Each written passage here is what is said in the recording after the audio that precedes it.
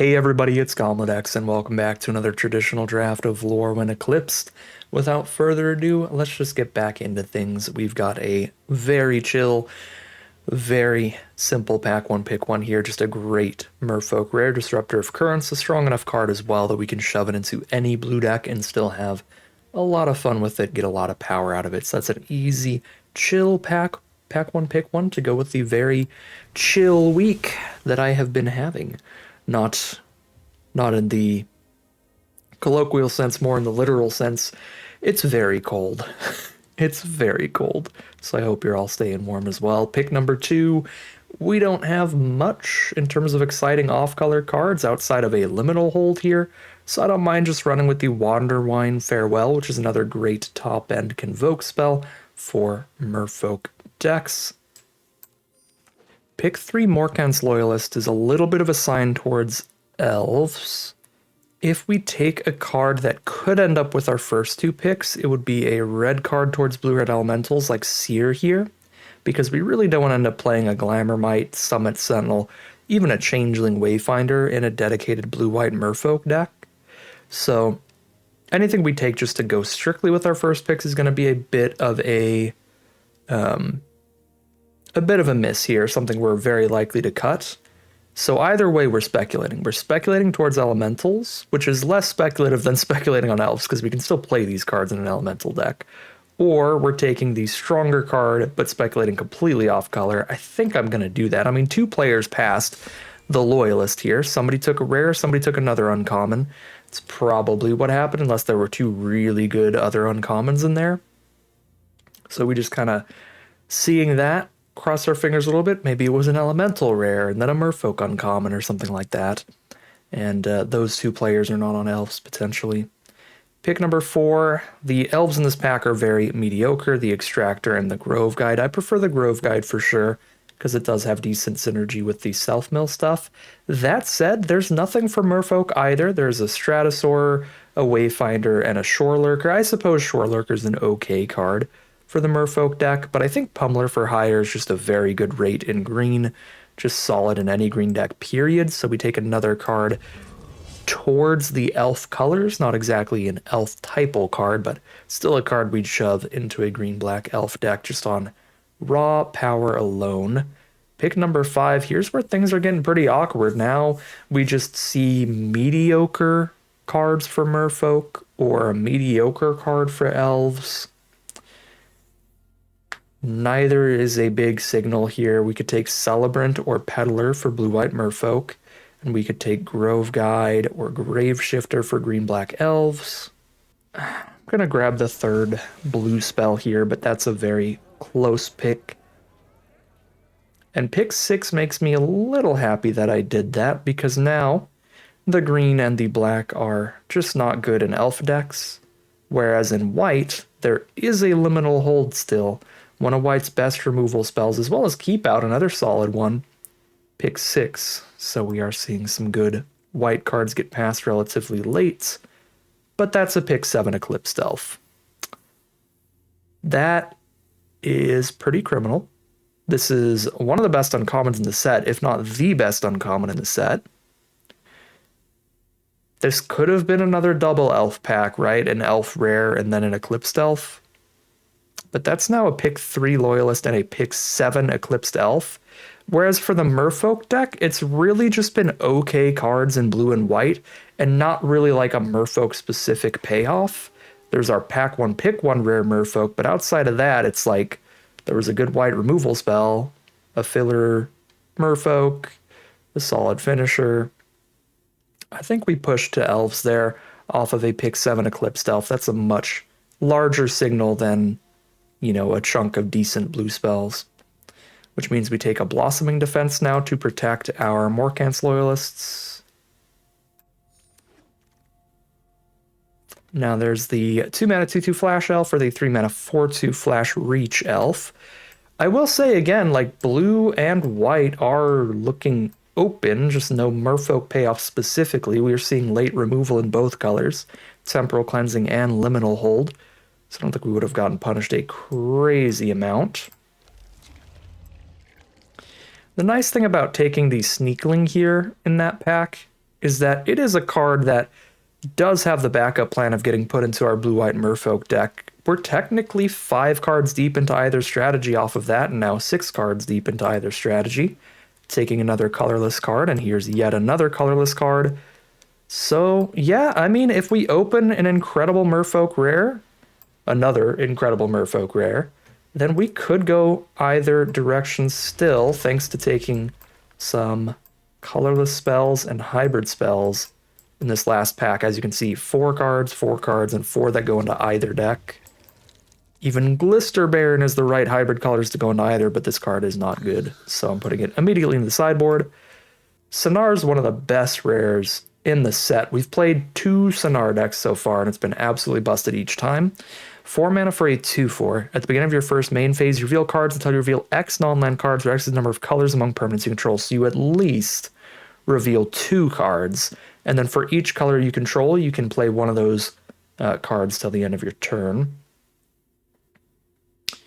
So this draws you 2 cards a turn at worst because of its hybrid mana. Although I guess you need red mana because you need to hit a red and a blue spell to exile and cast both of them.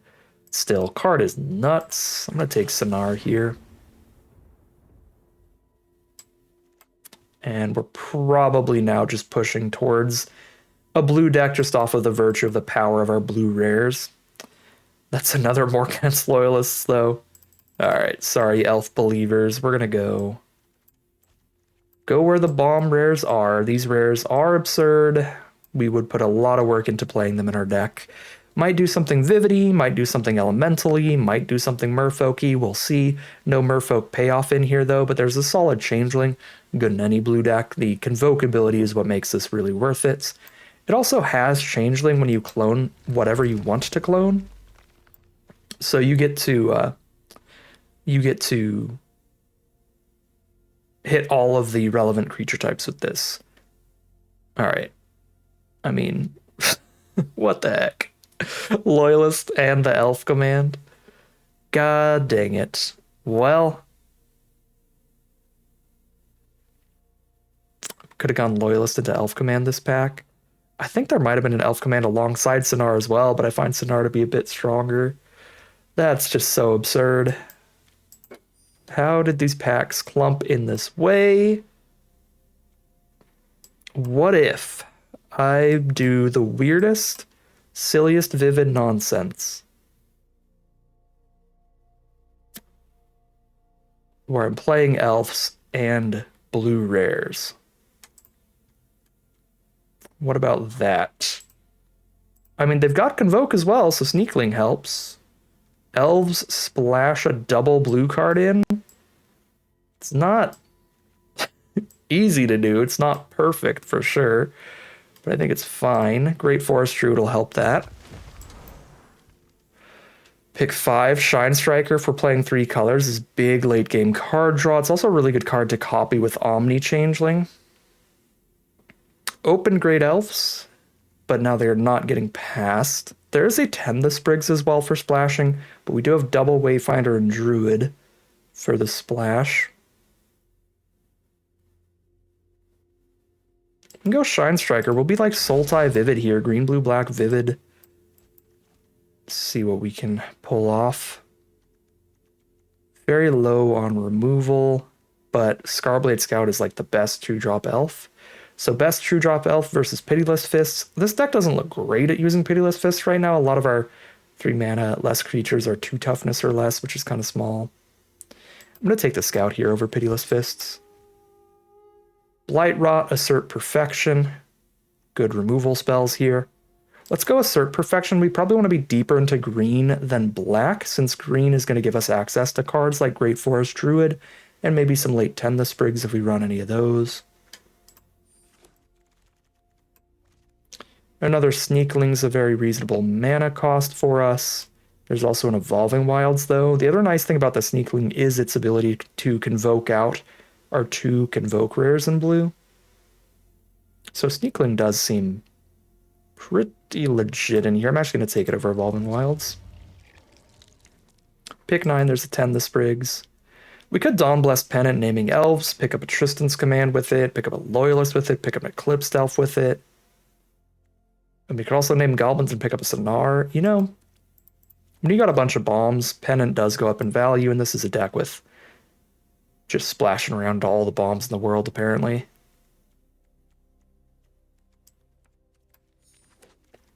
Don't really like any of this stuff. Wicker Maw's actually reasonable in here. Another piece of fixing. Okay, pack 3, pick 1. Another Eclipsed Elf. Moon Shadow. Moon Shadow takes a while to get going, but the fact that for only 1 mana you eventually get a 3/3 menace or more is kind of absurd. So Moon Shadow is pretty good, but it's obviously better the more dedicated you are to self-mill, and we're not really. We're just going to play an amount of creatures that are the elf type. Not really doing any of the other elf synergies because the rest of our deck is focused on having a bunch of mana fixing to splash in other rares. I think I'm going to go for another Eclipsed Elf here, which will be a bit difficult to cast in this deck, but I think that we're going to have enough fixing between Double Wayfinder, Great Forest Druid, Wicker Maw, Sneaklings being able to convoke for blue, that we're really only going to run like 1 or 2 islands to make sure that Eclipsed Elf is as castable as possible. Dundalin Weaver's got a really good enter effect, but a bad creature type for us. It's still the best card in this pack. Come on in, Weaver. Probably not playing this Stalactite Dagger. What have we here? Still low on removal. Could play a Requiting Hex. Destroy someone with mana value 2 or less. That doesn't destroy a lot of stuff, though. That's the problem. Does not kill as much stuff as we'd want it to. I'll just take a Eulogist here. Pick 4. No removal here either. I mean, there's red removal, but that's super difficult to go for the double splash. To multiple different colors. I'll tend some Sprigs. Here's an Evolving Wilds. Take that over Informant or Wayfinder. Another Sneakling. Come on in and we cut Dagger. I mean, I could take Temporal Cleansing to have a pseudo piece of removal. But it's also off the splash or off the convoke. I'm just going to get another good convoker. Cut Dagger. Another Sneakling. This Mischievous Sneakling is the MVP for this deck. Unfortunately, there's also Assert Perfection, and we need removal. So come on in, Assert Perfection. This is 24 non-land cards. Certainly a 17-land deck. I'm probably cutting 10. In the end, nothing good here. We'll take a Reach Elf for the sideboard. These are some late Scarblade Scouts. That's kind of wild.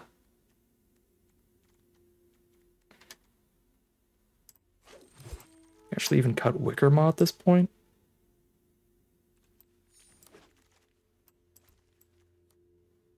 Maybe so.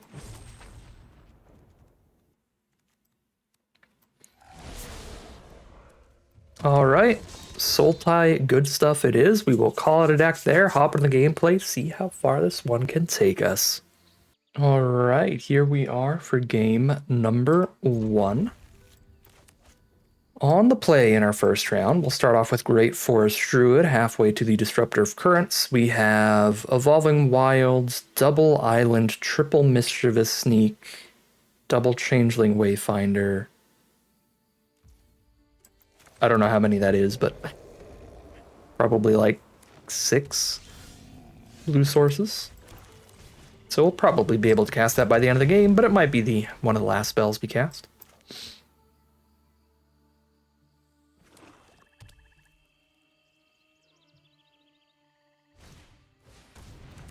There's Scarblade Scout. There's our own Scarblade Scout. We did miss a land here, which is awkward with a 5 and 6 drop in the hand. We just lead with the Scarblade Scout, setting up the Weaver. Wanting to have enough creatures on board for that, so we can pick up a land with it. But we didn't mill a land, but we can pick up a Wayfinder with it if they don't kill one of our cards here.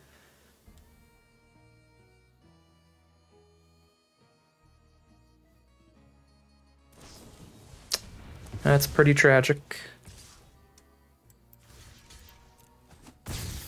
They do have removal for the scout. I guess we'll play a second one off the top deck. Please mill a land. There we go, we milled a land, so if they don't have another removal spell, the Weaver can pick up a land. We can go Weaver, pick up a land, assert. If they play any better creatures, I don't think I'm going to blow removal on a 2/2. This Great Forest Druid is incredibly important to us, so I'm just going to take the damage here on the off chance that they do have a Blossoming Defense or something, because...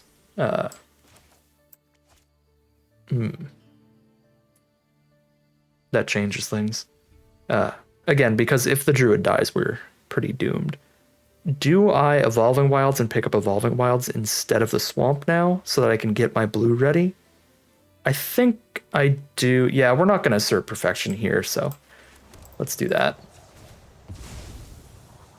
I was just going to pick up the Swamp, and then I'd have the 4 mana this turn to also assert if I want. But there's nothing good to assert. We might even pick up Changeling Wayfinder at this point.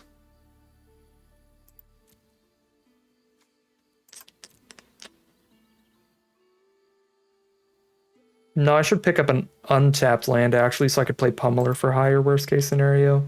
Yeah. And make sure that we are close to that Tristan's Command.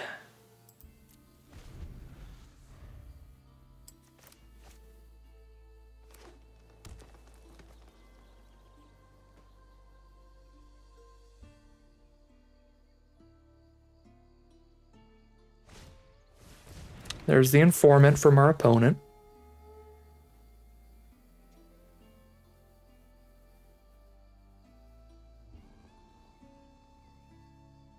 So what does this card do? I've never actually opened this before.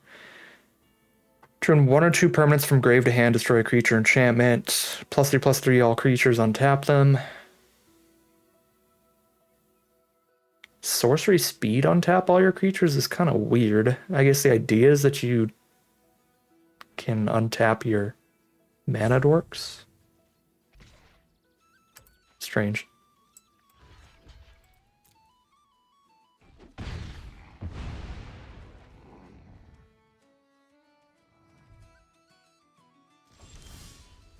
All right, we are chilling with a Pummeler here, I believe. Pummeler into Tristan's Command, maybe?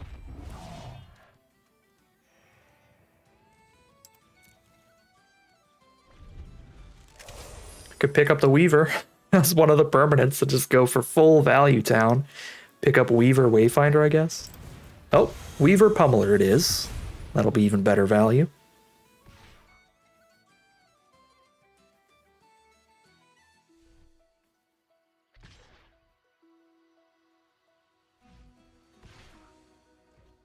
No grasping attack. All right, we take it.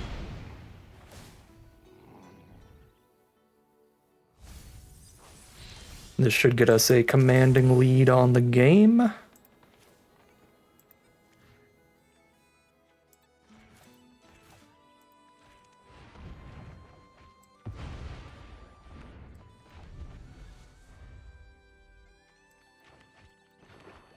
That is indeed a bomb. There's an Informant from our opponent.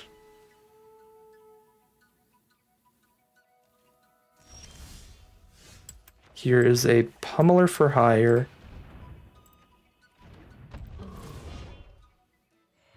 They have a 2-mana removal spell in response to me playing the Weaver to kill the Druid. They can counter it, and they do have an instant here, or they're at least pretending to have one.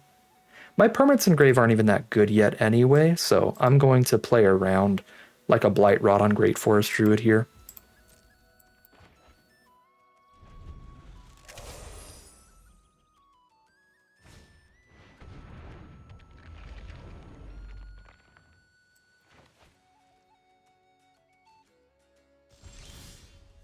Shine Striker is the draw. Pretty legit. And then even if they blow up one of my cards, the Weaver will pick something up. GG from opponent. You know what? I'm going to hold on to the Weaver still, I think.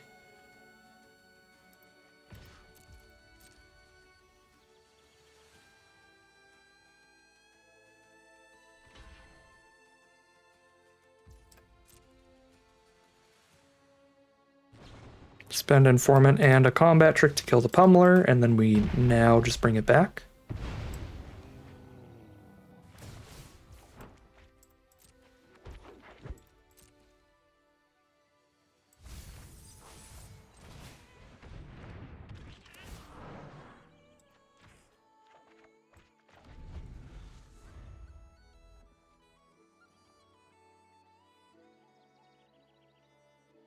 I still will never understand the GG many turns before the game is over.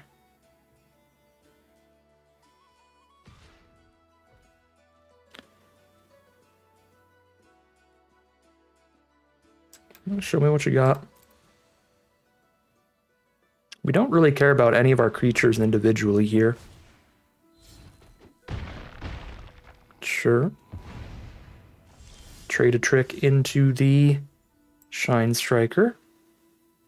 Make sure we get a Sneakling on board. That will make Disruptor easy to cast. If I play Sneakling, I've got 1, 2, 3, 4, 5. Yes, I have enough to play Pummeler and Sneakling and Convoke out Disruptor if I leave everybody untapped.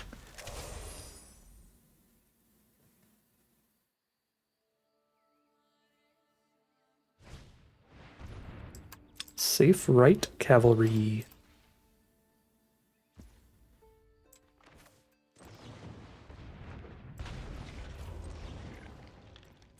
We bounce the Feastling so its enchantment falls off.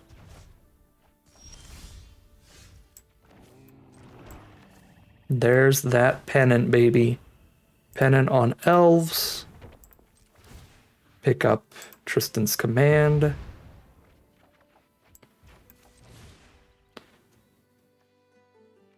Return 2 permanents, destroy creature enchantment. This is infinite, actually, because we can pick up the Pennant with it. Good lord. And then we just play the Pennant, pick up the command. Oh my god. That's actually criminal.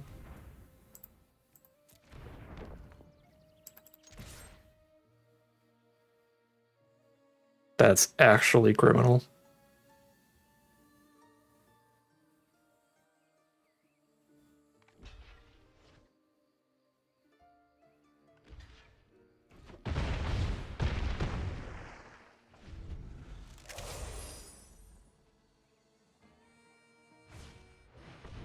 There's Gathering Stone for a card draw engine for our opponent.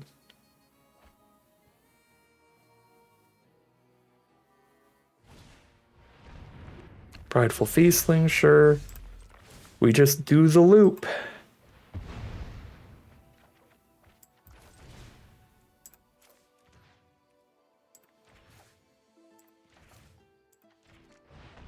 Until they die.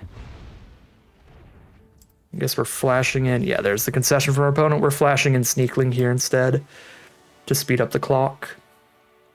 Okay, it is a mirror match. They are on Elves, but they didn't splash into 1,000,000 blue bomb rares. So they have a little bit more fillery stuff like Feastling, Graspling, so that they can stick to a streamlined 2-color elf deck. And it looks fine. We didn't see any of the Signpost uncommons. We didn't see their rares or anything. I think we probably dodged the scarier half of their deck. So there's not a ton to side around here. I mean, there's that Gathering Stone. Maybe we bring some way to blow up artifacts in here, but I don't think we got one of those. But it would be reasonable to run one if we did. Yeah, we don't. We don't really care about the reach creatures. We can keep in mind that they have the Embraced and the Malice as tricks. So we know what 2 of their instants are. Another one is Blight Rot, another is Nameless Inversion.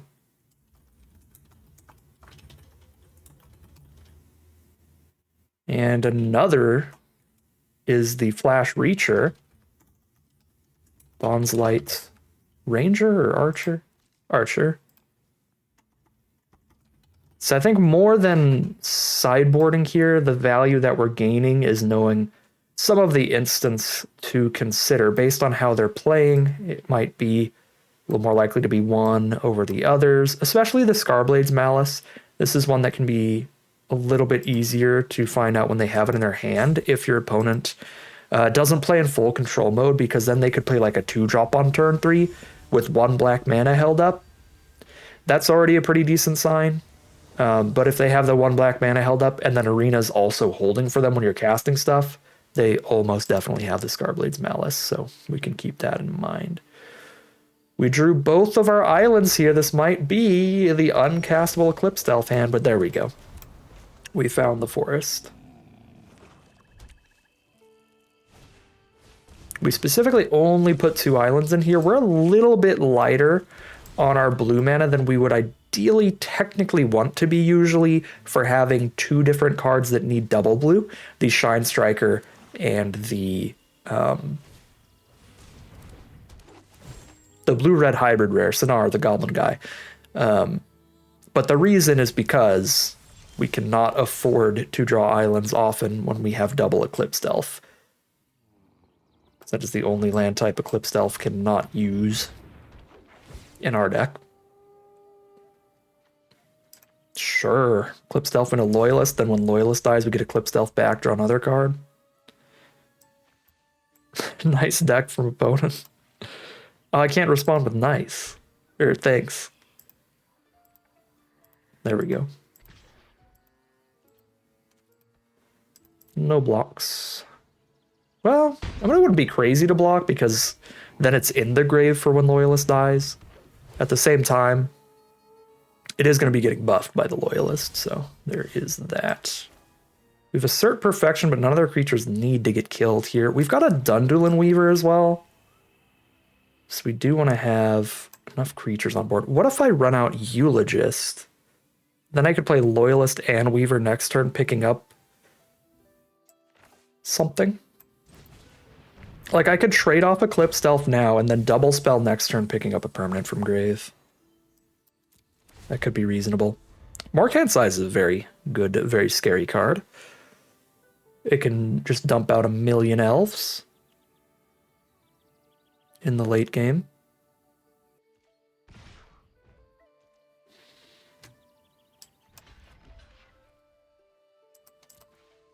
Trade off Eclipsed Elves or trade into the Embrace is fine as well. Then we go Loyalist and Weaver back Eclipsed Elf. We could Weaver back the Pommeler for hire. Wow, they've got a Barbed Bloodletter as well. They just have every random combat trick. So it's going to be pretty hard to play around any specific one. Okay. They're tapped out. We know our stuff resolves. We know we can go Loyalist, Weaver. And I suppose because they're going to want to kill Loyalist here, I should probably pick up Pummeler instead of Eclipsed Elf because we want to make sure that we have an elf in our graveyard for the Loyalist's death trigger. Now we can go Weaver onto one of the 3/1s, Eulogist on another 3/1, take 4. That's perfectly fine. The removal we saw from them, Blightrot and Nameless Inversion, both puts it into the graveyard. Neither of those are exile spells, so by keeping Eclipsed Elf in grave, we know against any of the removal spells that we've seen, we'll get an Eclipsed Elf back if they go for them. So they could blow up Loyalist at instant speed, and then it's trade, trade, trade, which is perfectly fine still. We still win that exchange off of the Loyalist value. Yep, these are still trades. All good over here. We're under a little bit of pressure, but we should be fine with the removal spell on the safe right. Especially with Pummeler for hire gaining some life soon. Disruptor of Currents also being quite helpful. So, Pummeler for hire, hold up a Blossoming Defense. Seems reasonable.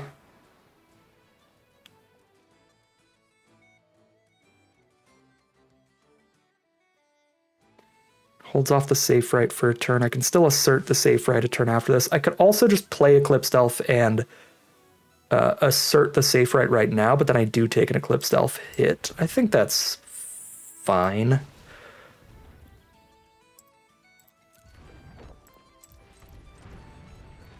I'm just going to kill the safe right immediately. Which I guess the problem is that Morkan Size is going to pop off next turn if they hit any land. Yeah, maybe I actually was supposed to be playing around Morkan Size here instead.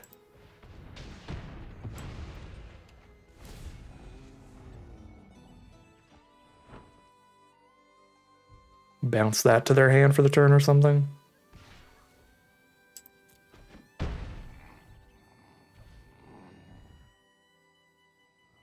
Four 2/2s is gonna be real bad.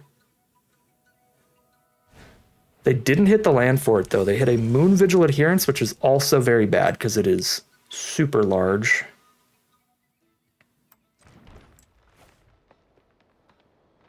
Pulmar for Hire, 1, 2, 3, 4 mana up. I do not have Disruptor of Currents mana up alongside that. What else are in my grave? Loyalist, Eulogist. Pick up a Loyalist, cast a Loyalist, have Blossoming Defense up. That's not good against Adherence. I think I have to Disruptor the Adherence. Sneakling. I can go Sneakling and Disruptor Adherence. They mill the land with an Eyes on 4.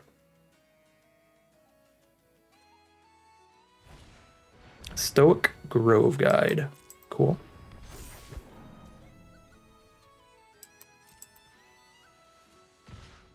Okay. Sneakling.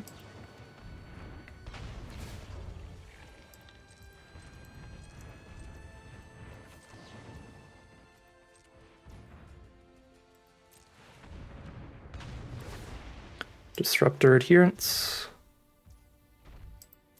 May Blossoming Defense their Eclipsed Elf here.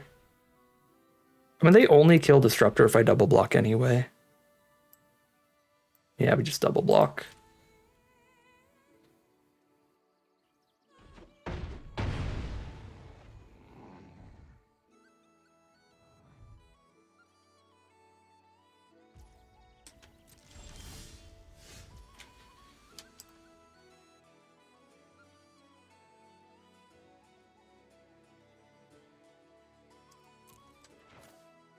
Pick up a Loyalist now. I don't even have the mana to play it yet anyway. We are going to have to hit another bomb here or Morkan Size is just going to kill us. It's so many 2/2s.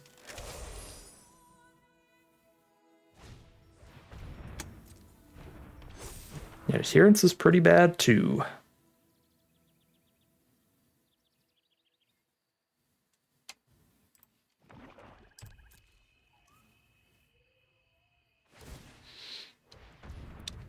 We obviously have, at the very least, one major out, being the elf rare. But Sonar would take a little while, but probably still be just quick enough.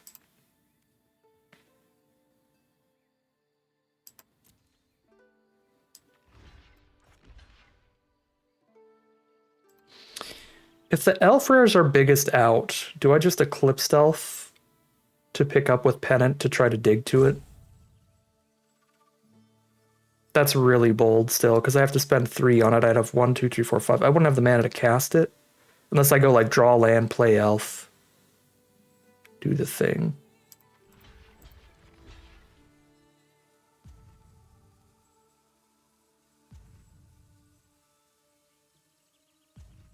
Oh.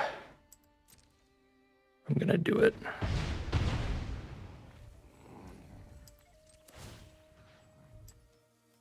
Whoa. Wrong elf.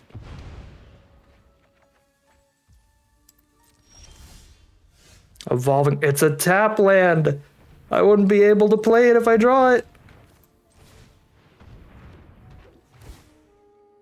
No! We would have won if that was an untapped land because we kill Morkan Size before it happens. That's still the pick. Oh, yikes. Oh, yikes. I think we die because it's a tap land. I don't think it's fast enough.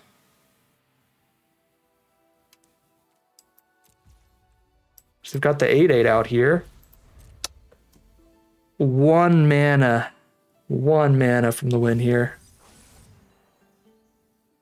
They have an 8/8 trample and 7 2/2s. There's no way this comes back fast enough for that.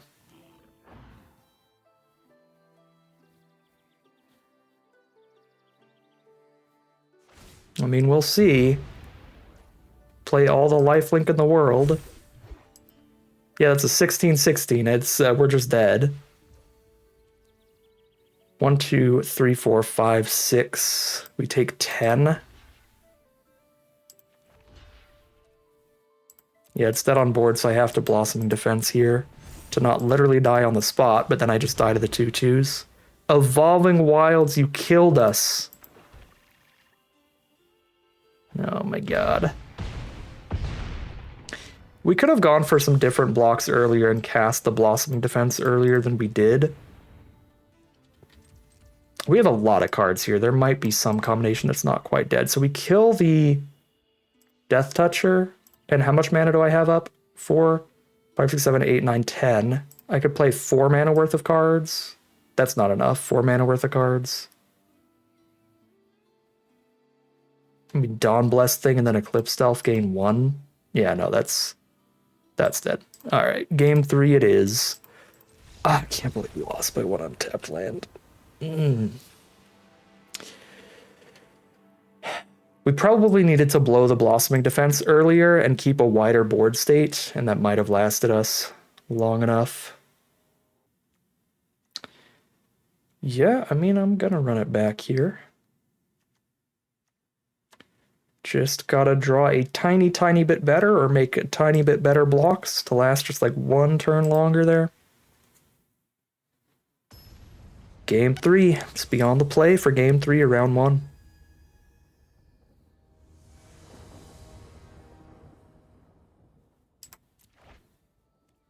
That is not drawing better.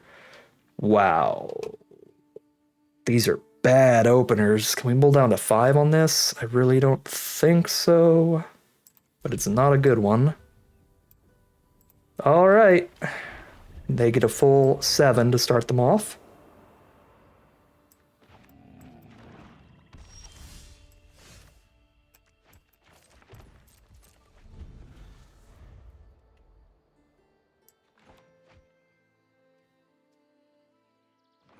We have to keep a 4-lander with a Wayfinder, and our first draw is a 5th land.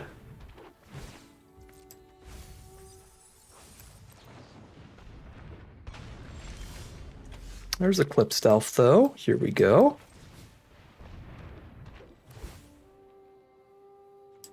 Just another Sneakling, but that's still at least a card off of it.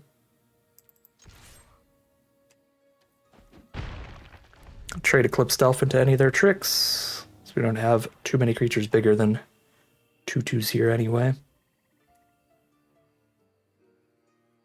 Spend their mana on a trick instead of another creature. It's just a trade. Which is pretty profitable for us with our like 3 pieces of graveyard recursion. Draw another land here. Double block with Wayfinder and Sneakling is fine, even if it gets combat tricked, so we'll just set that up and thin the deck out. Grabbing the second blue so we can hard cast Shine Striker style cards.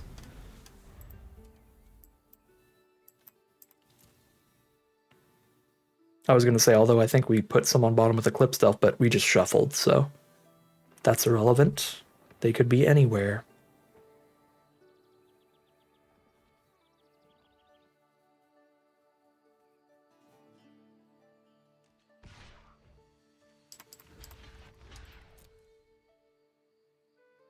This looks like a 2-for-1 at face value, but it's really just a 1-for-1, so we're really fine with it. Especially if it pulls a removal spell out instead of one of their many random combat tricks. That buffs the board. There we go. Dawnblessed Pennant is actually so good in this deck because it also helps us dig by picking up one of our 2 Eclipsed Elves.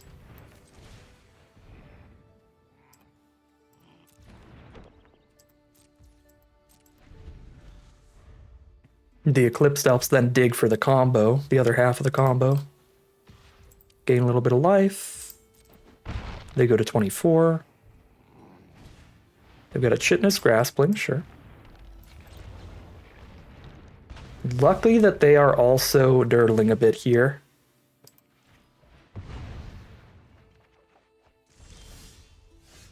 Okay, Pummeler for hire before Eclipsed Elf at that rate. Yeah, off of that draw.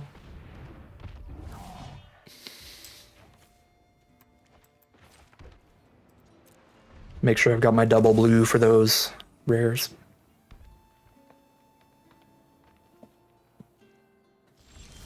All right. What do you find, Eclipsed Elf? Ooh. Dig a little more. Wish I played a forest over the second island first at this point. But that's okay, we can wait another turn.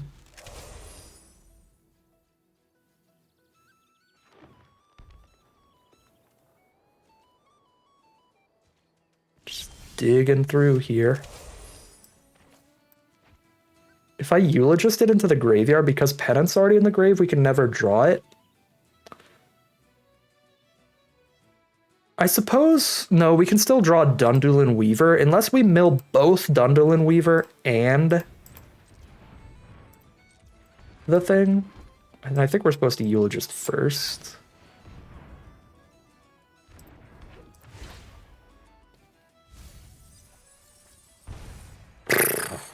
Okay.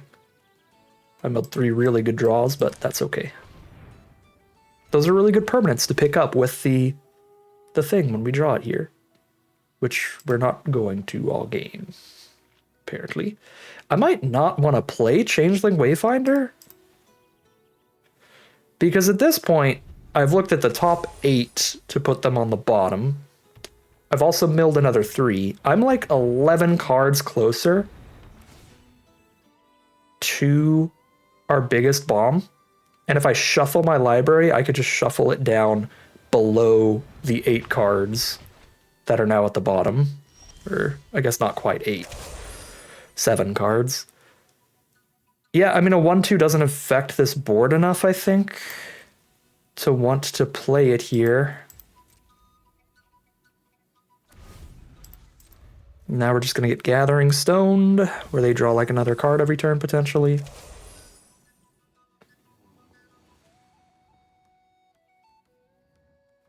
I probably have to start attacking. I need to get this Pummeler to get the Graspling out of there. But now it's just going to trade into Archer, and then the Graspling's still there and nothing gets through that. Yeah, I can't start attacking yet.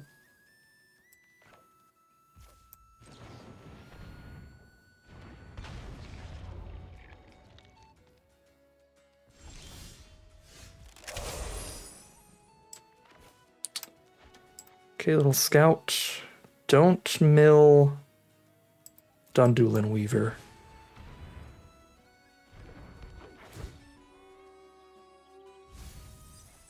Didn't mill Dundulin Weaver. Now that that's in grave, we have to find the Weaver, which I don't believe was within any of the Eclipsed Elf looks. Certainly Sonar wasn't either, so we wait, looking for Sonar or Weaver now as our win conditions. It's our opponent's land clumping. Double Gathering Stone? That's not good.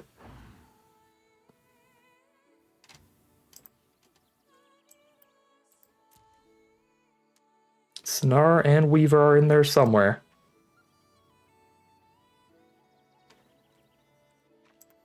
These are both essentially insta-wins.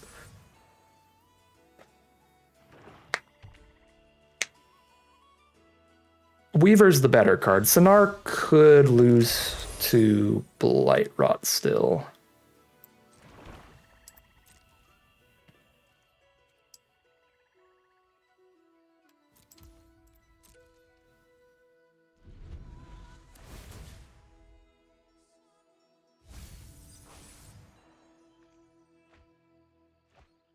There's Creekwood safe, right? Drop it. The way this game's playing out, I feel like one or two of those cards are probably their random tricks that just don't really do anything right now. There's like something stuck in their hand not doing anything. Yeah, now they want to play one of their random tricks. Sure, go ahead. I will gain 2 life. Oh, do they just not have an Elf Engrave yet? No, they already do. Alright. Weird attack, but okay. I guess that allows them to now use one of their tricks on blocks to kill Pummeler for higher, is what that is.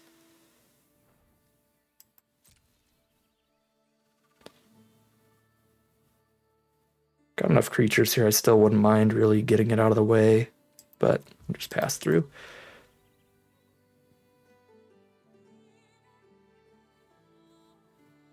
Getting the trick out of the way, that is.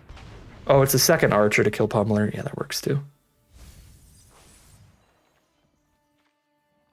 Probably, I guess they just have one loyalist and one, or not loyalist, one Morkan size and one of the gigantic trampler.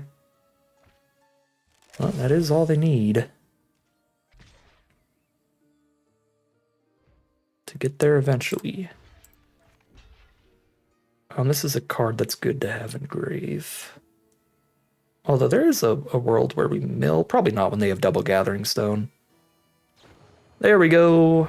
Who could have possibly known?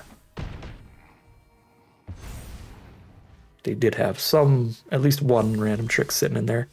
All right, we did it. Let's go, baby. Let's go. Dawn Blessed Pennant.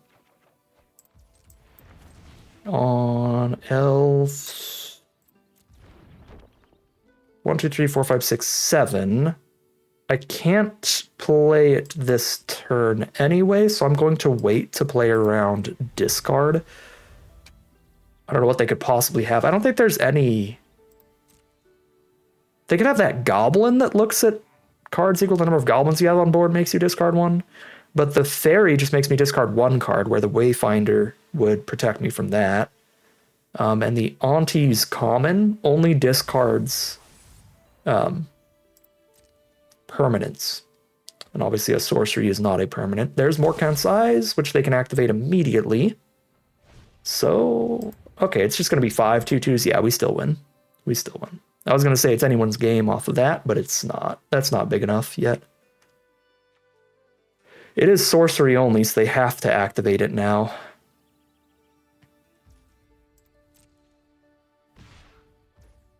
Send in the squad with combat tricks in hand, I suppose. Sure.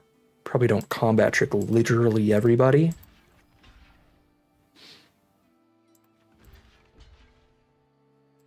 Oh, they probably just want more 2/2 elf tokens.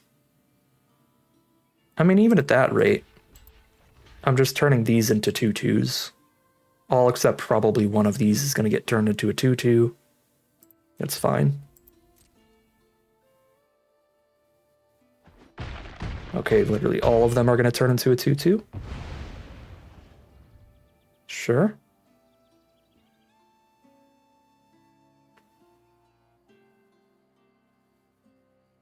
Yeah, we're just downgrading every creature we kill there, that's fine. Last turn I probably could have finally played the Wayfinder. Because they can't make me discard a card at instant speed, even if they have the discard fairy.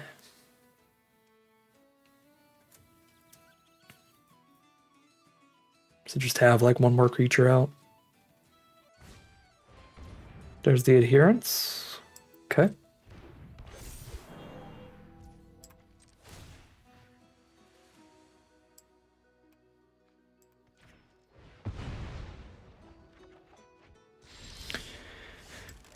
Okay. 1, 2, 3, 4, 5, 6. 4 mana left. Destroy creature. Turn 2 permanents.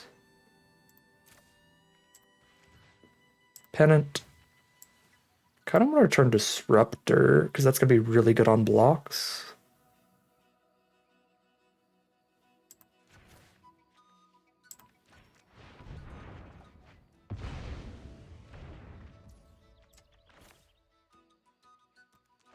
I have played a land, so I can't play Wayfinder and this.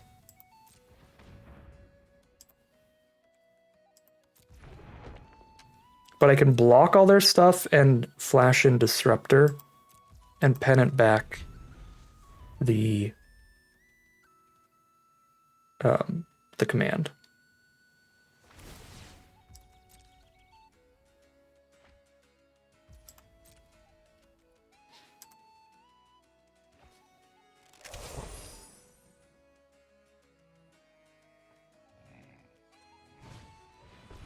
Prevent all combat damage to be dealt to attacking creatures you control. Okay, that's cool.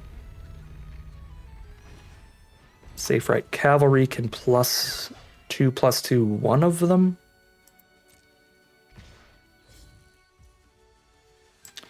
That is a strat.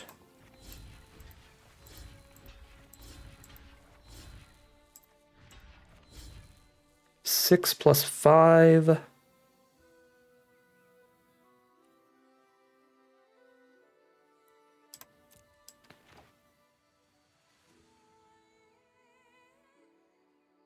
This is going to be really close, and I don't like it. That Dolmen Gate is a big old problem.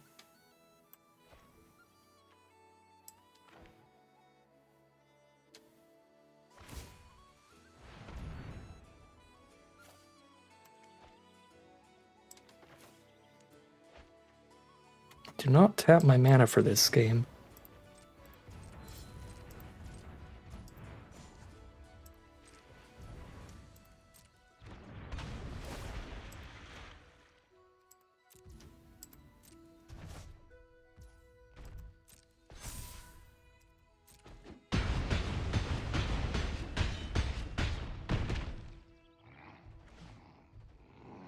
They still have 6 creatures. Gonna be sketchy.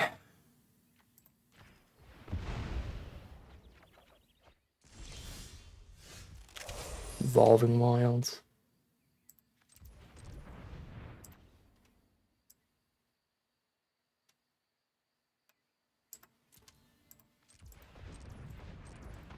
Four mana, 5 with Druid for after this.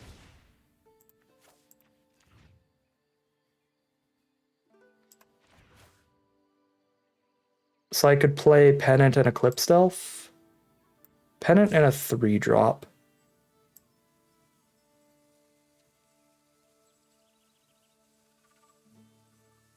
Pennant and Loyalists, maybe?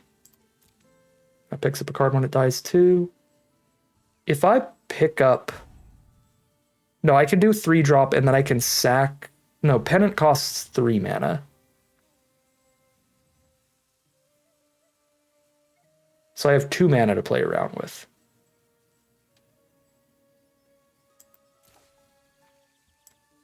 So I need the lifelinker then.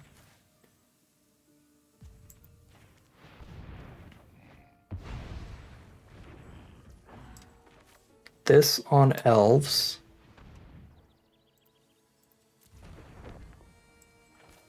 Play it. I have the 2 mana up for Pennant. I have a tap land this turn as Y. I only have 2 mana to play around with there.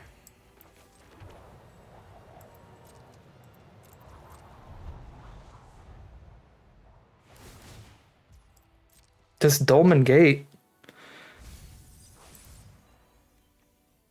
I can't blow up an artifact.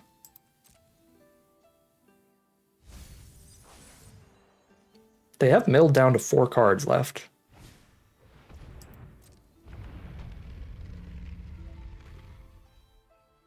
Oh yeah, the lifelink is irrelevant because I'm not dealing damage to attacking creatures regardless.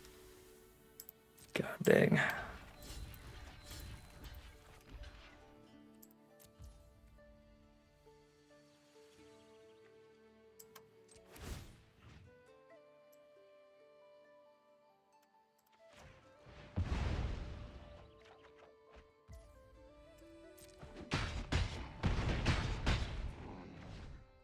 And I've got 2 blockers big enough to block 2/2s every turn.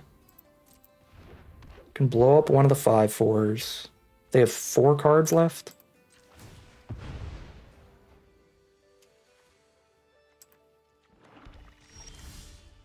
Blossoming Defense.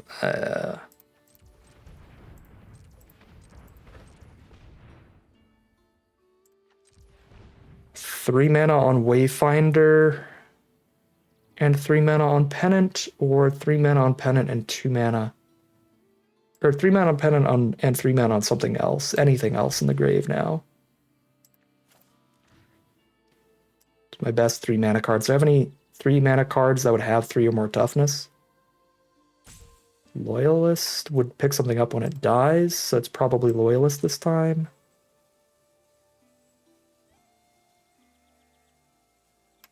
Pennant and Loyalist, I think.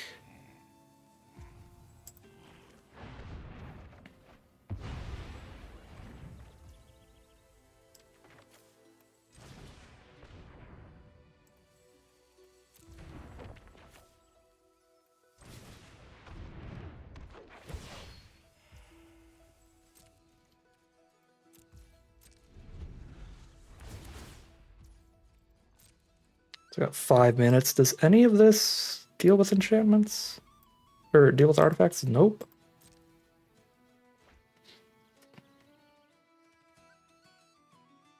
This game's probably coming down a mill.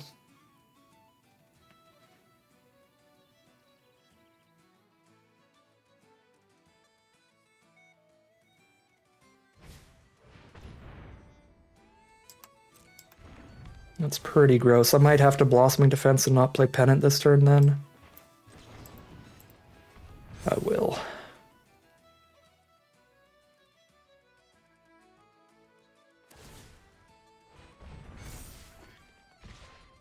Because that'll let me keep Loyalist for the turn as well. Go to 6. Ay, ay, ay. Or take 6, go to 3. I need 5 blockers. None of my creatures die with this block, though, so I think this is best. Oh, wait, no, my 0/4 dies still. Oh, man. Oh, man.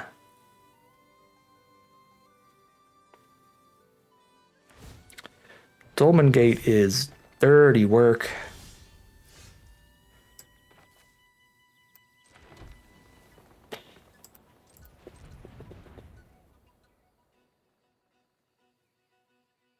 Six, 7, 8, 9, 10 mana up.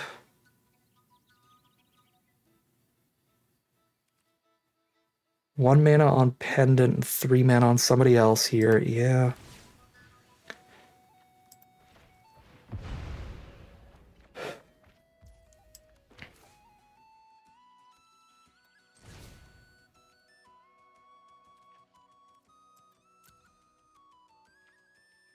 I guess Loyalist dying also puts command into my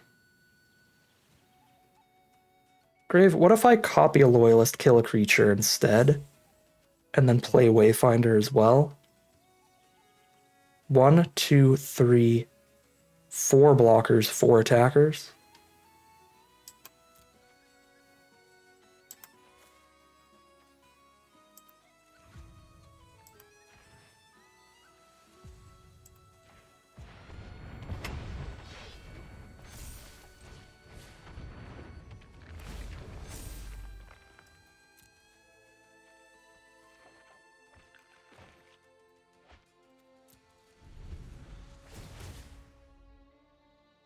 I might have just 1 blocker die here.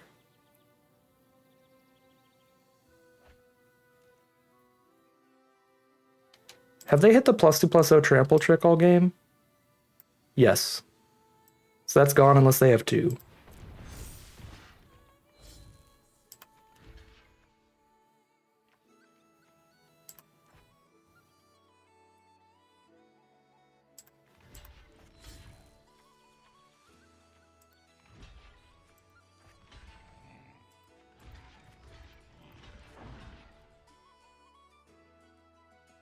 Guess I lose both loyalists, which means I lose the Wayfinder too. Oh my god. But what are you going to do? There's no way not to lose. If I lose one loyalist, I lose the other. We want to lose one of them. All right.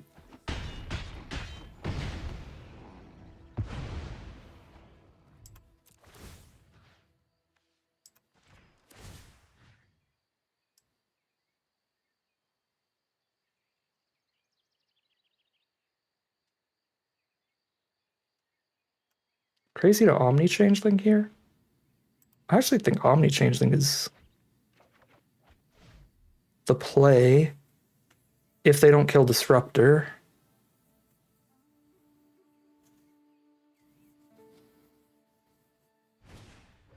Because the Omni Changeling will be an elf. They have 2 cards left.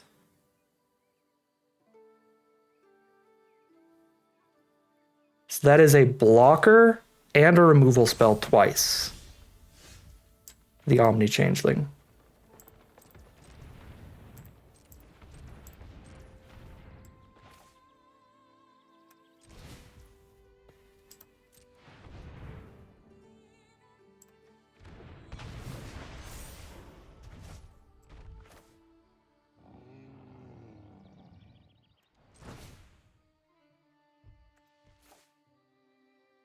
I'm ending the loop if I kill another creature here.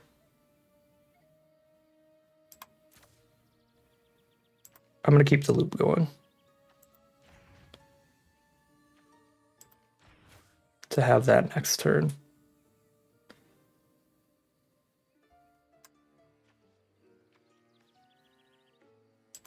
Life gainer for next turn too.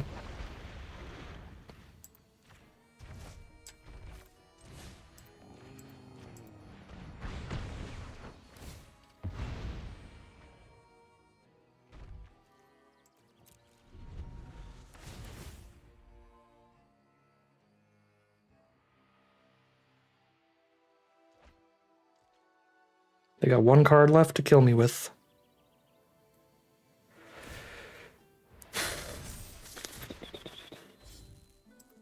In case of Trample Trick. Might as well, unless they have the Death Touch trick. They've already played 1 Death Touch trick and 1 Trample trick.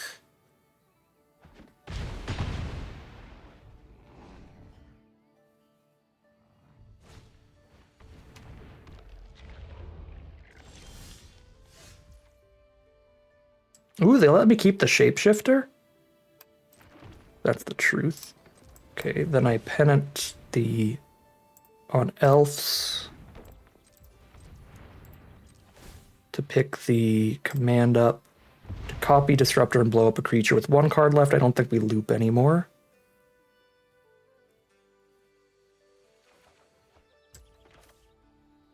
Yeah, and that's exact mana to play Pummeler too. Yeah, so we go copy of an elf, destroy a creature. We copy the elf, we destroy the 4/2. The copy bounces the 3/4. And then Pummeler gains 4.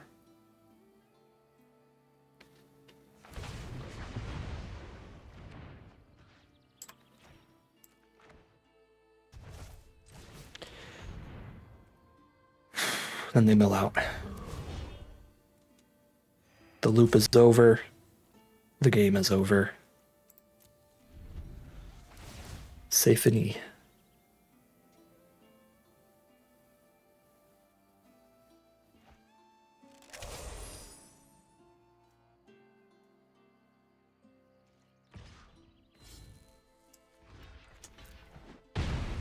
I should have triple block play around combat trick. They've got no cards left in deck. I don't need creatures for next turn.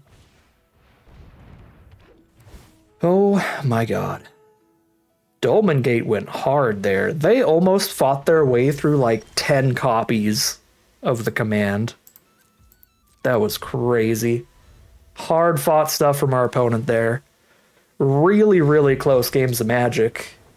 Our second game, we were one untapped land from getting there, and then this game, they were like one extra hit from killing us at many points. Also, they were 57 seconds from timing me out because I had to keep loop clicking and figuring out what the best loops were. We changed the loops multiple times where it was like, okay, now we copy a loyalist and use the loyalist to bring back the command this time. And then in the end, it's like, oh, no, this time I should grab Omni Changeling because that'll be an elf that bounces a creature. So by grabbing Omni Changeling, I then command copy Disruptor because my Disruptor's an elf. Destroy and bounce. You know, we had to shake it up there for max value. And I still don't think I did it perfectly. I'm sure there were better uses at times of our mana, but that was the best I could come up within the time constraints, and we almost thought too long. 57 seconds there, but there we go. That is 2-1, a victory in round 1, heading into round number 2. Here we are on the play for game 1 of round 2. Lucky start with the play draw differential there. If we get any land, Changeling Wayfinder on 3 is going to be awesome for the hand.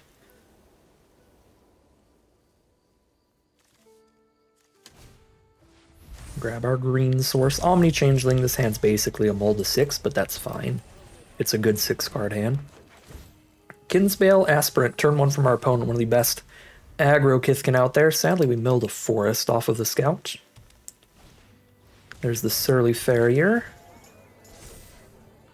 This is a very threatening start. Aspirant into Farrier into Farmer, so I'm going to just take the trade immediately and slow them down if I can. Now we Wayfinder into the second green or the first blue. I think we have to get the second green. Sorry, Omni Changeling, I'm going to allow you to stay stranded. That way I can Loyalist with Blossoming Defense up. And I could also like play 2 green spells in 1 turn. It's a 3 green card hand, so that is valuable to be able to do. We hit the island anyway. Well, we play the forest first so that I have the Blossoming Defense up.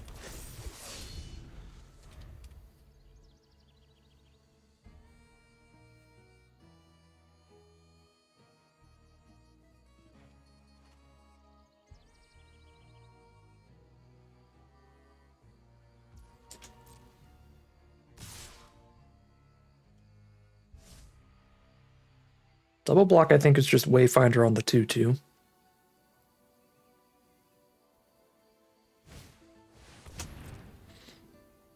Play the Reluctant Duneguard and pass. That'll turn into a 4/4 eventually, so we might want to kill that instead of the 3/3, but the 3/3 surveils for them every turn. So I think I'm going to assert Perfection the Surveiler over the Duneguard.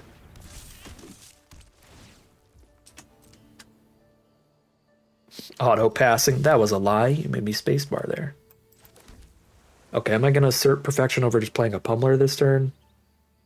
Press X to doubt.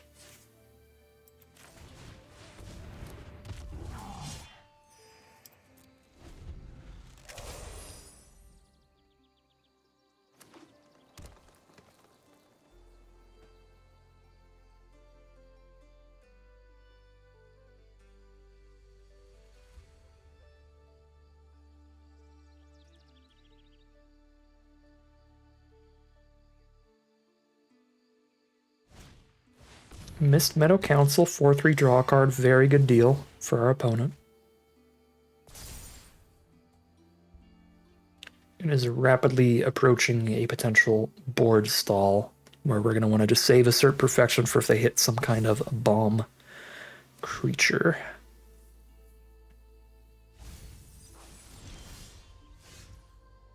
Okay, no second blue for Omni Changeling. Omni Changeling on Loyalist would be sick.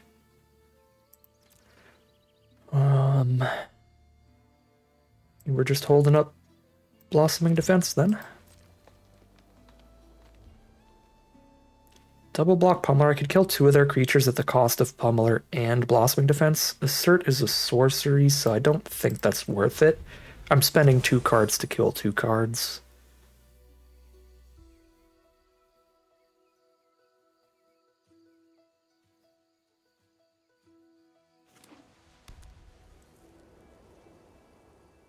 Funnily enough, Mischievous Sneakling would be one of our best draws here.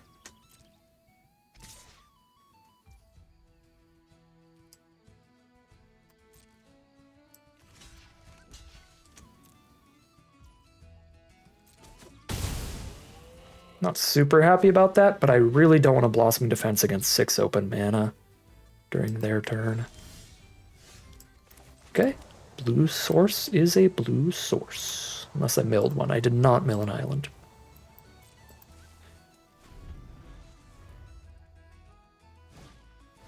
Another wary farmer.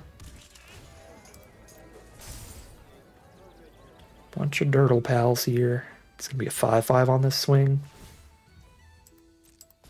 Oh no, they're just gonna make another 4/4. Okay. Well,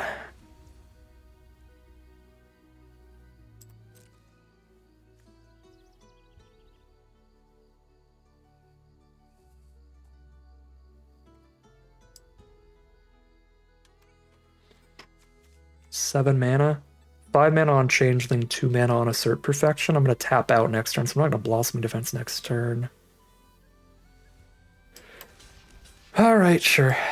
Make it 2 for 1, my Wayfinder. Since Wayfinder gave us a card of value when it entered, this is kind of a 1 for 1. It'll be trading Blossoming Defense for whatever's in their hand here. Okay, it's Combat Trick for Combat Trick. Fair. They are winning that exchange for sure, but I'm gonna just take 8 for nothing. Sonar on top. Don't reveal the top card when I shuffle Magic Arena. Why would you do that? Why do you ever do that?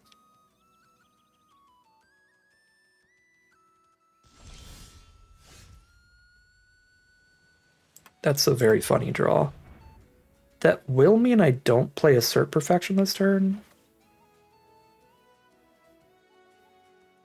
Unless I Convoke with Loyalist too. Yeah, I mean, I'm not exactly blocking with Loyalist, so... Sure.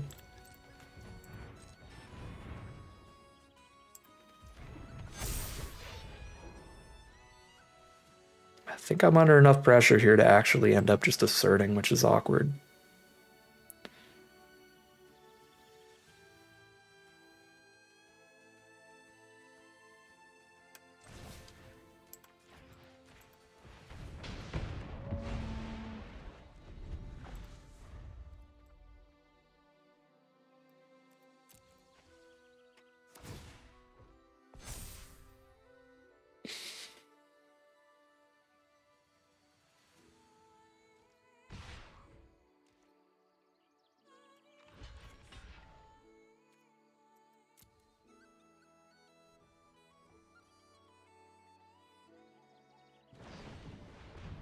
Could you please stop having gas? Thank you very much.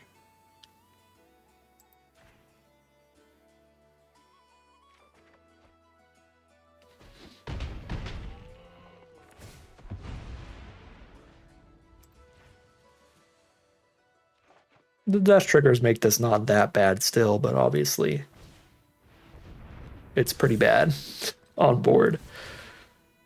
Even if it's not terrible in the card economy.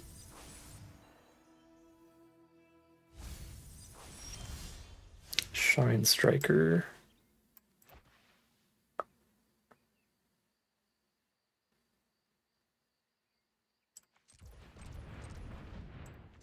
Gonna need to play 2 blockers. Eclipsed Elf, no! My pennant, no! Still have our other permanent that can pick up permanents. Our 2/1 Kithkin thing.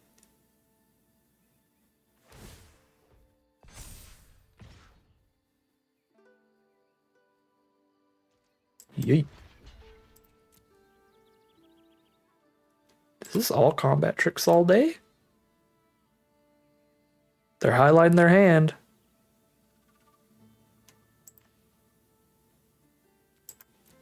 If they blow up Loyalists, they do kill Loyalist and Eulogist here, but then I pick up an Eclipsed Elf or an Omni Changeling.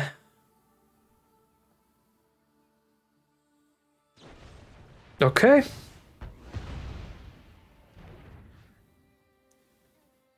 I want to say Eclipsed Elf looking for the Elf rare.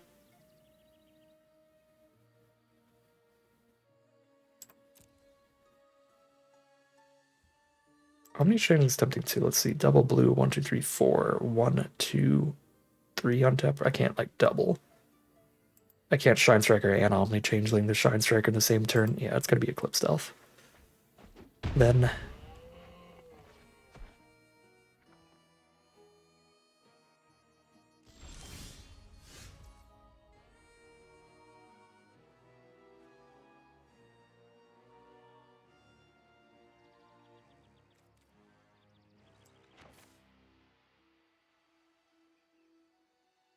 I'm still at 19. We could take one big hit here to be more mana efficient, play the 6 mana card first, but I draw one less card off of it.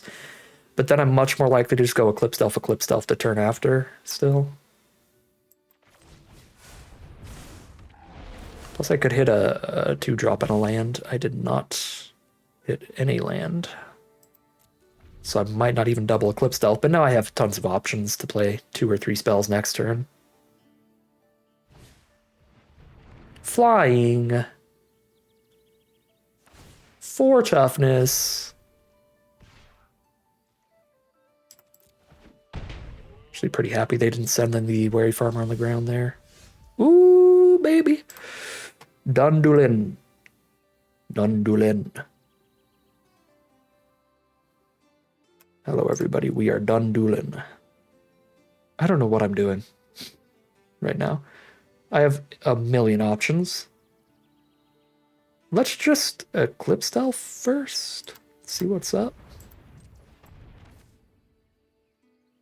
No, I kind of want to Dundulin a Giant here. And then trade in a Wary Farmer, because I also gain some life for the turn.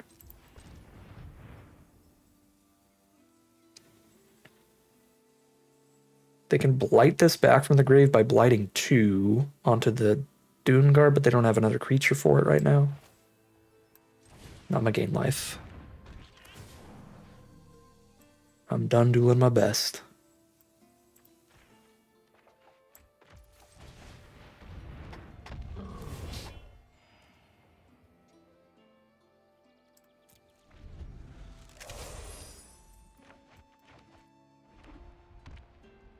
I'm stressed about the board state, but we've got the card advantage value to flip it around.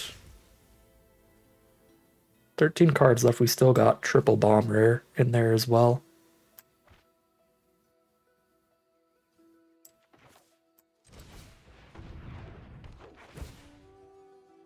There it is. So we start winning the game.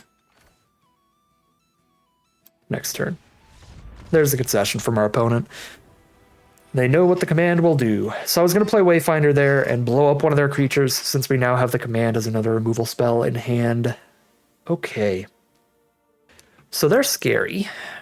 They are low to the ground Kithkin aggro. They have combat tricks. They've got River Guard's reflexes.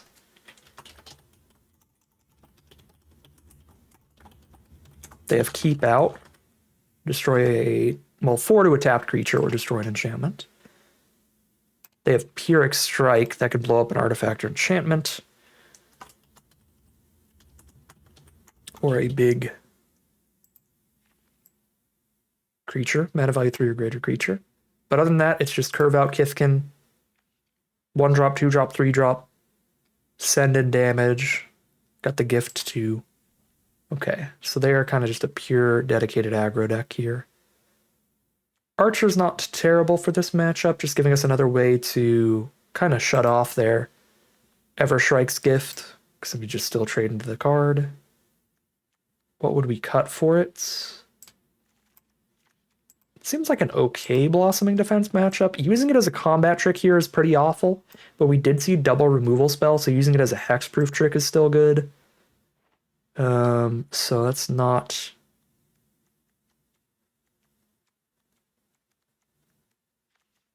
like a necessary cut. I think it makes the most sense out of everybody here. Yeah, I'll cut a Blossoming Defense and just put in a 4-2 reach.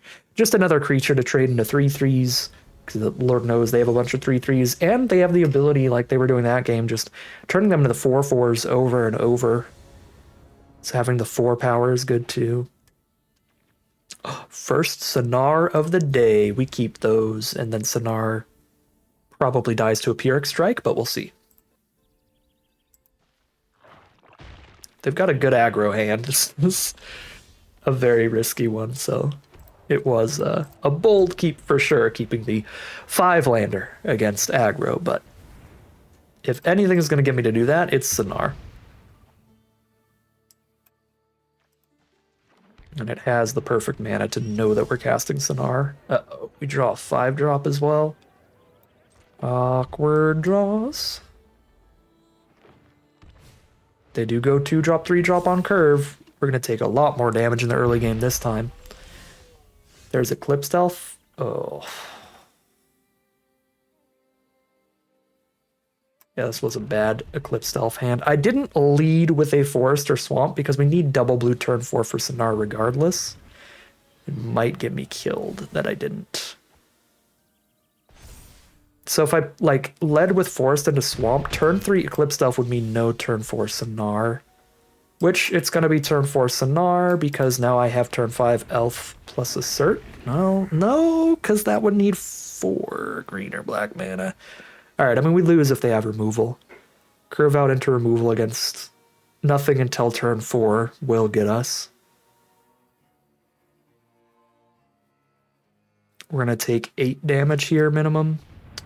Oh my god, a Hovel Hurler too.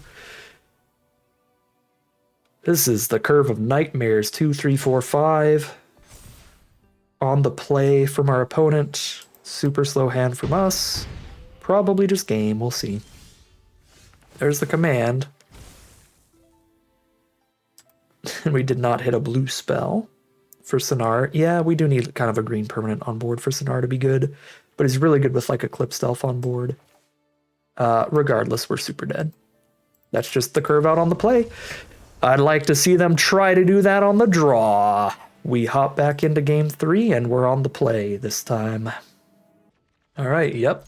This is a great hand for this matchup. This is a good luck getting through this kind of hand. Double mulligan from our opponent.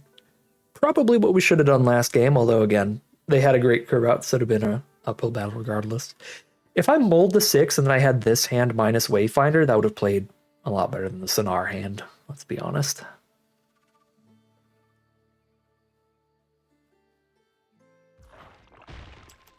So this is one of those hands that like really doesn't look that exciting, but is definitely good for the matchup. Okay, now it looks very exciting. We've upgraded our 3-drop to an Eclipsed Elf. What were you two doing? What were you two doing in the forests together? Clumping up.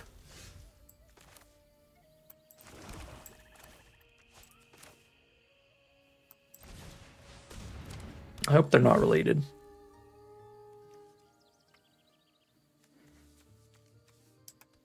Very clumpy draws this game.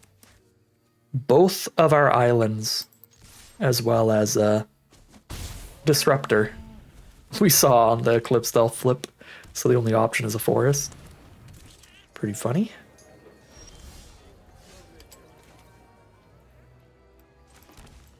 Alright, well, you know, we're vibing. Our opponent's an aggro deck, and we've clumped up the board. We have tons of late game bombs to draw. At uncommon and rare. Like, excluding our rares, we also have cards like Shine Striker and the 4/4 Giant that gains life, and the Dundulin Weaver. Like, a bunch of great value plays that pull ahead in long games. But when you include our rares, if the game goes long, we're very, very favored. So right now we're just working on delaying the game till we can draw one of those cards I just mentioned. Just stalling things out. With only one removal spell in hand, I'm not going to assert perfection here just yet. There's Mist Meadow Council. Draw a card, get a 4/3 upgrade to the Dune Guard.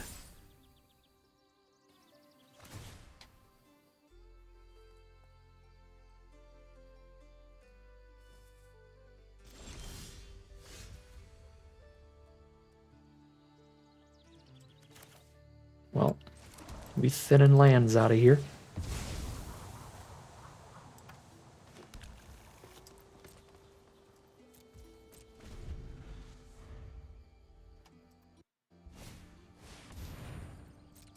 Double Mist Meadow Council, very good.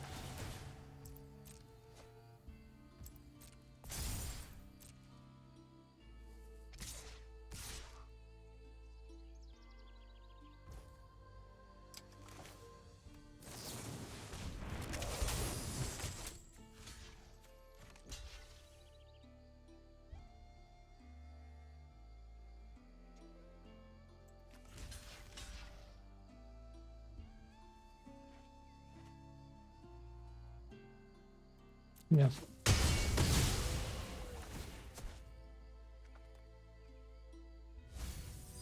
Doing that before they get to Shield Bearer mana feels good. We are flooding quite hard. At the point I have to assert to stall them out. I do gain 3 off of the assert. Probably. It's not going to do more than 3 damage right now.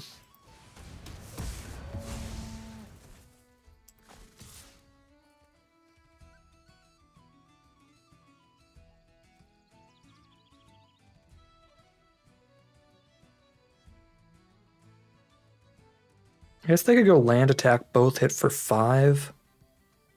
This actually stops more damage being held back than attacking and gaining 3. Because yeah, if they just go land attack.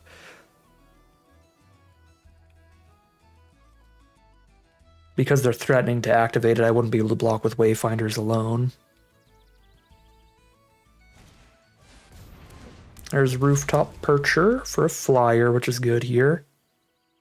Wow, the 4/2 reach actually was a really good sideboard in this matchup.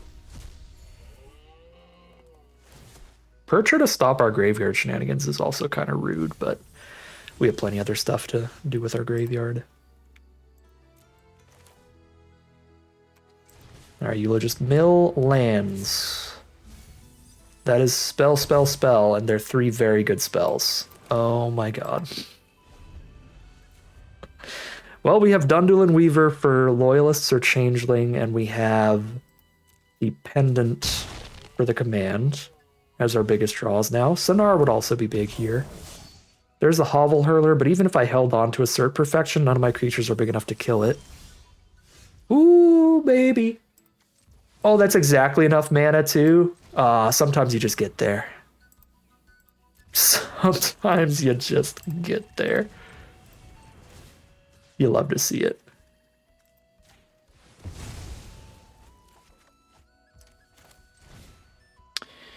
Return 2 permanents, destroy creature enchantment, pick up Pennant.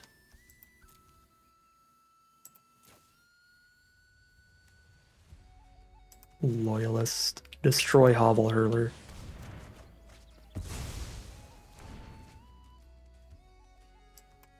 We're at 24 life now, looping the command unless they have a second Rooftop Percher.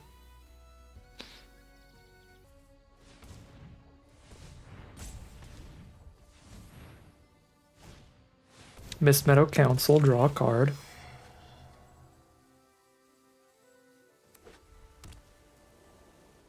Actually, if they Dundulin Weavered back the Rooftop Percher, that could be pretty bad for us. I kind of want to hold Pennant at instant speed here over playing Loyalist too fast, too soon. Make sure that every time command's in our graveyard, we have an untapped Pennant with the 2 mana up. So let's do that.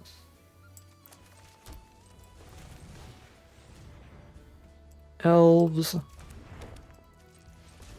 I guess I won't have the 2 mana up just yet. Because it's 6 mana to cast. I could have the pennant on the board.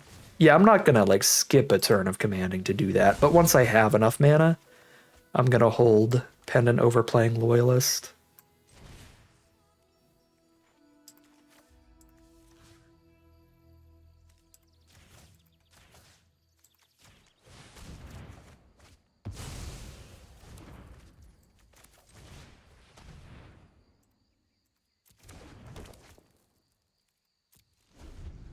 I guess we could play around the Pyrrhic Strike here instead of playing around like a Dundulan Weaver by just holding on to Pendant for now.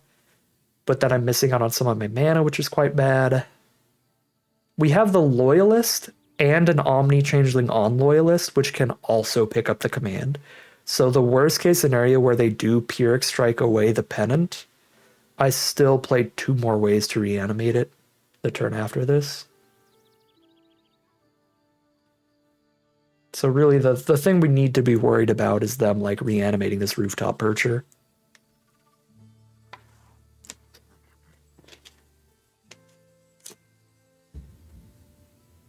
They do have the Pyrrhic Strike, alright. That is not gonna work when we have Loyalist Changeling here.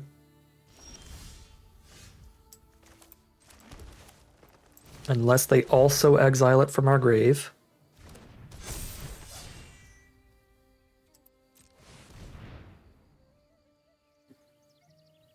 If they kill Loyalist in response, I'm just gonna get the thing back. Exile?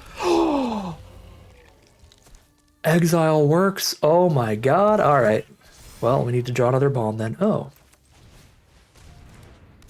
That works. Blow up another artifact.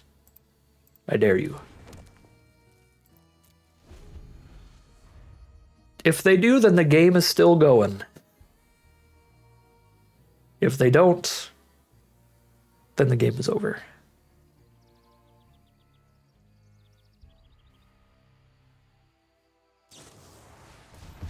Personify the Council to draw another card.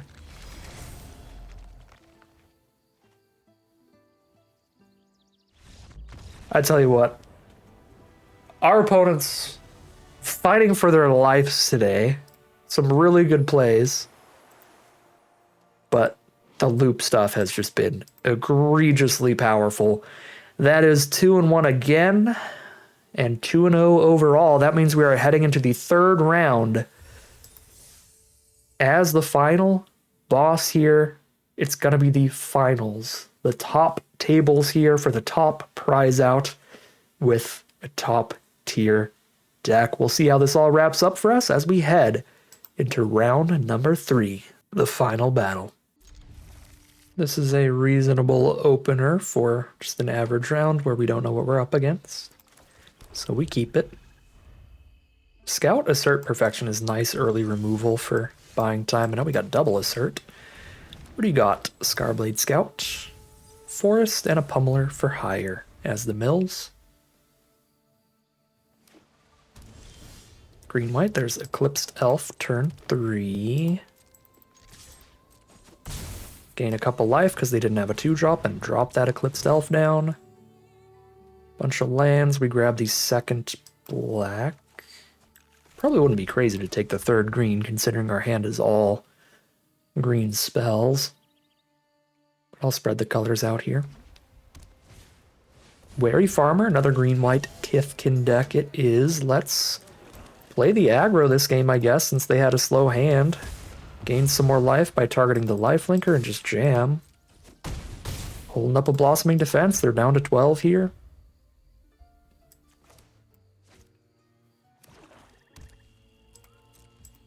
No creature, turn 4. Let's get the blue source down so that if I draw another blue source, I can play that and then have access to all of my blue spells if we draw into them. We're splashing in double blue cards in here, so it is important for us to play that first blue source. If you're only splashing in cards that cost a single blue mana, then yeah, we should just hold on to the blue forever. But this is not one of those decks. They're at 8 life. 1, 2, 3, 4, 5, 6, 7, 8. Exact lethal. That is game. 2 Blossoming, Defense for the buff, Assert Perfection, gain 5, deal 8 to face. We become the aggro that game off of just 2 creatures because their hand was very slow. 1 3-mana creature, 1 5-mana creature. And that's very little information about their deck. Actually, the fact that they lasted to turn 5 gave us actually quite a bit more information. So even though they only played 2 spells, the fact that they went Wary Farmer into then Shimmer Creep, a vivid black spell after playing the 3-mana 3/3 Kithkin, does tell us that they're green, white, black, splashing around, playing maybe some vivid cards, and maybe splashing for good rares like we're doing, instead of being a dedicated Kithkin aggro deck like our round 2 opponent was. So that does give us more information. So are there any cards here that are good against 3-color splashy decks that might be a little bit slower? We could try to streamline the deck and become even more aggro, but I don't think we have the greatest cards to do that. There are sideboard choices we can make off of even that little amount of information, but I'm very happy with our main deck, so I'm just going to stick to it as we head into Game 2 of the final battle. Another very reasonable opener, quite similar to our first one. Just solid filler spells throughout the curve. Trade a Sneakling into the Virulent Emissary next turn.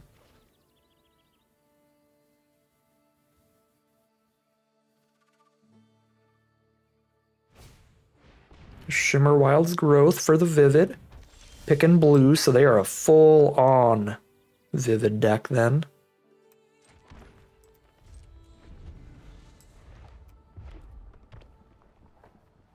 Yep, that is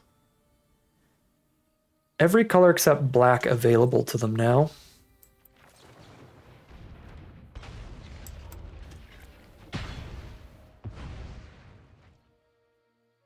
We have traded into the Death Toucher. There's Squawk Roaster for their payoff here. 3/4 double strike. Sure, fair enough.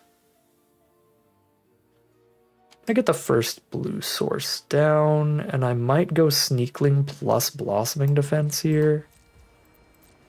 I don't imagine 5-color Vivid playing many combat tricks.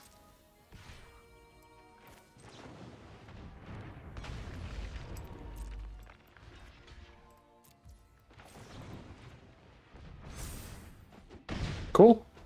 Yeah, I'm more than happy to spend 2 cards to kill what is soon to be like a 4/4 double strike.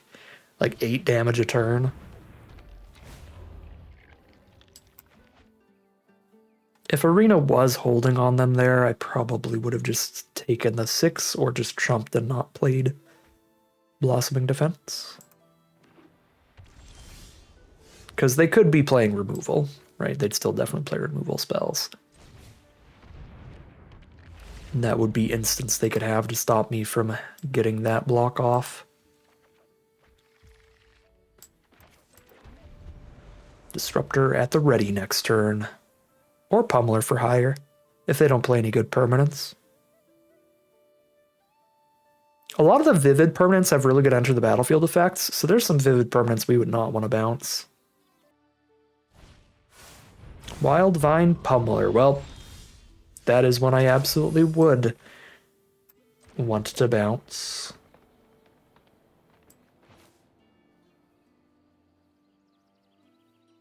Perfectly happy to do it sorcery speed pre-combat.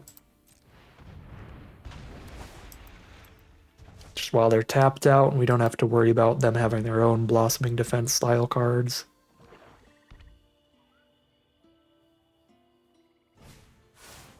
Yep.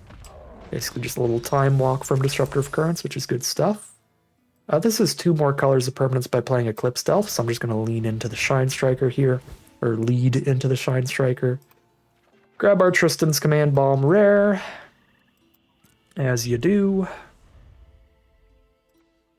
We don't have the loop for it, but we can just blow up Pummeler, copy Eclipsed Elf, which is still excellent.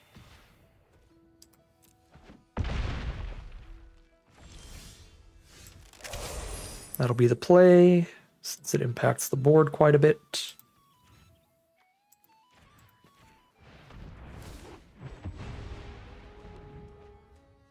Finds us an Omni Changeling, which is beautiful.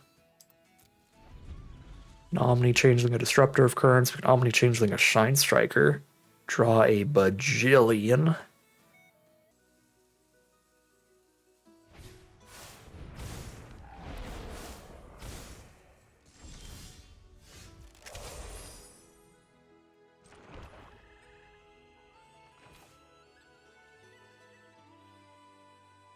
I love drawing cards. I'm just gonna go full doofus mode. Oh, there's the chain. I'm holding up so few blockers if I do that. Yeah, I'm just gonna start the chain. Never mind. Start the loop. I was really wanting to just double Shine Striker, draw 6, and then I only have 2 blockers up. But this is more than okay too.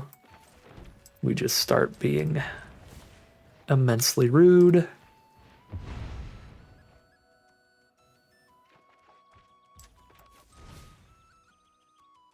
Two permanents back, destroy a creature. Pennant and a Sneakling, destroy a Luminolisk. Can't choose Pummeler because of the ward.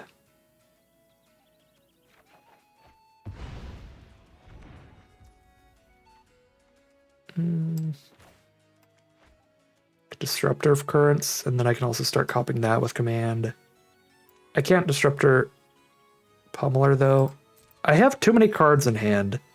If I Omni Changeling a Shine Striker or an Eclipsed Elf, I'm going to discard a hand size. Well, no, Eclipsed Elf I won't discard a hand size. But then also if I Omni Changeling Disruptor, there's nothing to bounce because I can't pay for the ward right now, and Wayfinder's not a good card to bounce.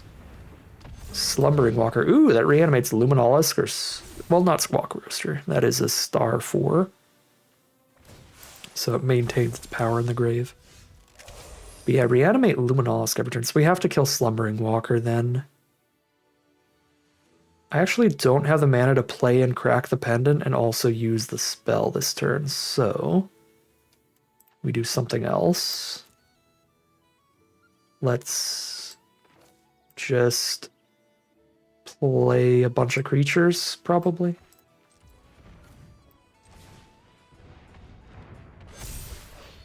If I can't kill Walker this turn anyway. I could bounce it, but then it has another counter to remove. Just bring back a Death Toucher next turn. I could copy it, get my own. It's kind of cute.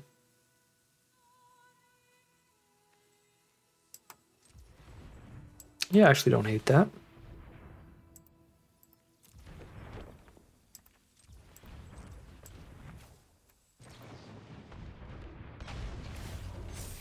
But also, I mean, the amount of changelings and elves I have on this board, it's probably better to copy a loyalist still.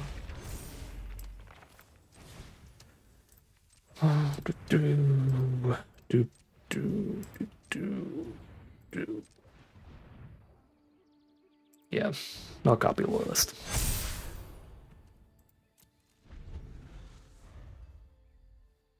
This deck is just firing on all cylinders in so many of these games.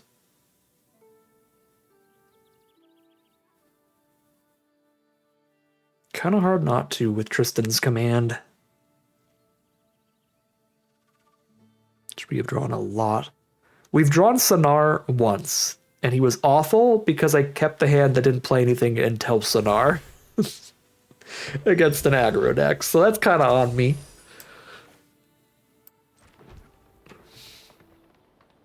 Sonar is genuinely a super strong card, though. Don't hate on Sonar.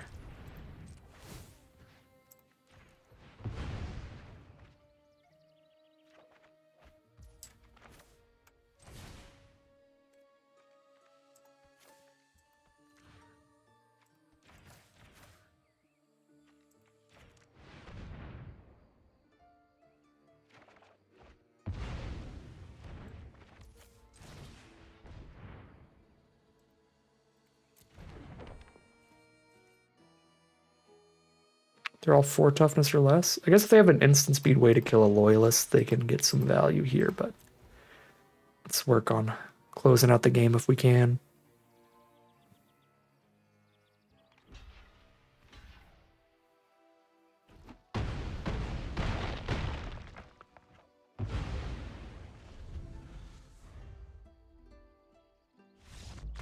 They are over it. So that was the cleanest victory out of all the rounds. Very simple final battle for us. Just aggro them out and then loop them out with our ridiculous combo. That is a 3-0 run, a full trophy run in this traditional draft. This deck was awesome, awesome stuff.